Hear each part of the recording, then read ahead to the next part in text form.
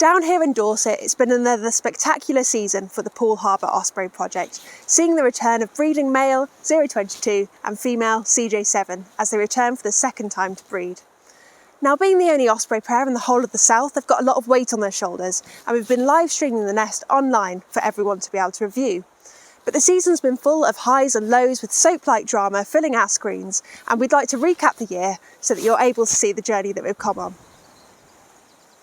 So the season started back on the 26th of March when male Osprey 022 landed back on the nest after his long migration, most likely from a country in West Africa.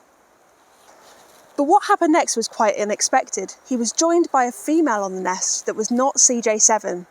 The reason we could tell this was firstly because she had completely different markings, but secondly was that she was unringed. Most Ospreys in the UK are ringed with the BTO ringing scheme, which means that they get code names like 022 or CJ7 at a young age while they're in the nest. But this female is most likely to be from a nest in Scotland which is inaccessible or unmonitored.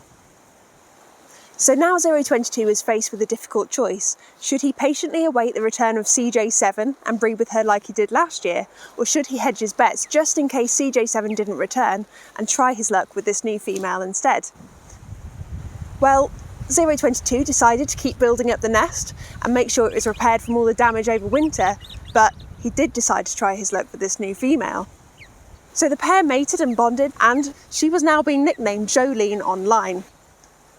CJ7 must have sensed this unsavoury behaviour because she'd returned back to the nest just a few days later, only to be greeted by 022 in a very undignified manner.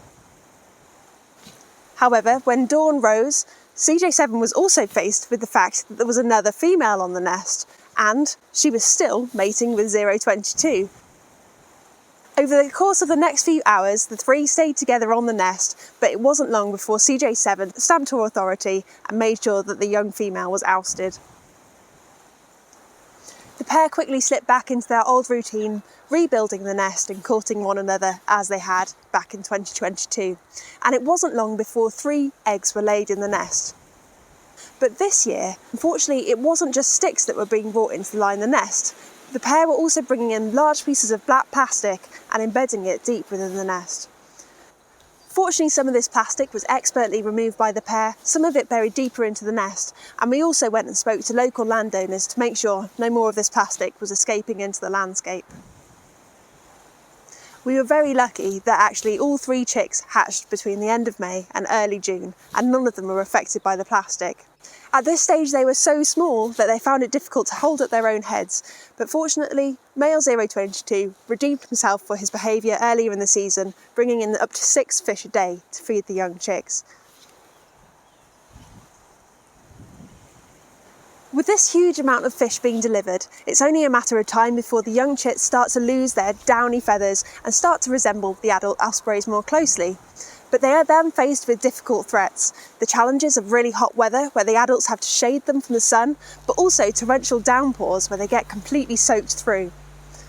At about 5 weeks old in early July, the 3 chicks got ringed by a member of our team, and they were ringed 5H3, 5H4 and 5H5, with 2 males and 1 female in the nest, the female being 5H5. The biggest aim for the chicks over the next few weeks is to build up enough strength in their muscles, in their wings, to be able to fledge, and that happens between 7 and 8 weeks of age. Of course, this does lead to some heart-in-the-mouth moments through the season where the chicks are helicoptering off the screen to be able to practice their flight before dropping down onto the nest, where they're not quite ready to make the leap. But in the middle of July, 5H3 was the first chick to take his flight off the nest, shortly followed by 5H4 and 5H5 just a few days later. Now, when the chicks are this size, it feels as though they're not so vulnerable anymore, but looking back to 2022, we still face difficulties at this time of the season. Just 1 week after fledging, young female 5H2 last year was taken off the nest by a goshawk that was only the same age as her, and so even after fledging, these chicks are at risk. CJ7 and 022 were clearly more prepared for these potential threats this year, as we were regularly visited by goshawk at the nest site. But the pair quickly chased off any goshawks that came even close to the nest, and so, very fortunately, at the end of August, all 3 chicks left safely on migration. With all the chicks having left on migration, all we can now do is wait for next year for CJ7 and 022 to return back to their nest site. And perhaps even in 2025, we may see the return of 5H3, 5H4 and 5H5 back to Poole Harbour to maybe look to breed for themselves.